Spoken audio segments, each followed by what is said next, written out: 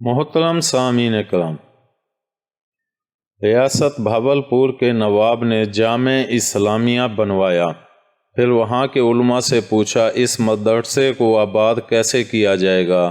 انہوں نے کہا ایک عالم با عمل کو یہاں لے آتے ہیں، مدرسہ خود بخود آباد ہو جائے گا۔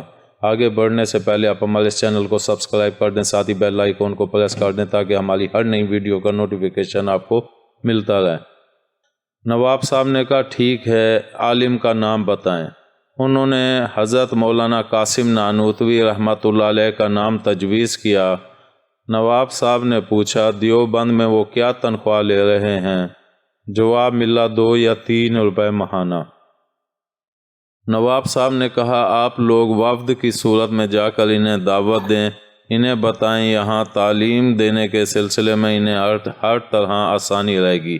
مزید یہ کہ انہیں 100 روپے جو آج کل کے اعتبار سے 60-70 ہزار روپے کے برابر ہوں گے، ماہوالی تنخواہ دی جائے گی۔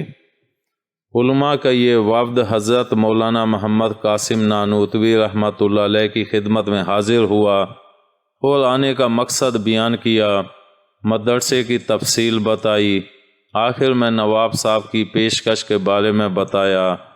حضرت مولانا محمد قاسم نانوتوی رحمۃ اللہ علیہ نے یہ تمام باتیں سن کر فرمایا یہاں میری تنخواہ 3 روپے ماہانہ ہے، میرے گھر کا خرچ 2 روپے ماہانہ ہے، تیسرا روپیہ میں فقراء المساکین میں تقسیم کرتا ہوں۔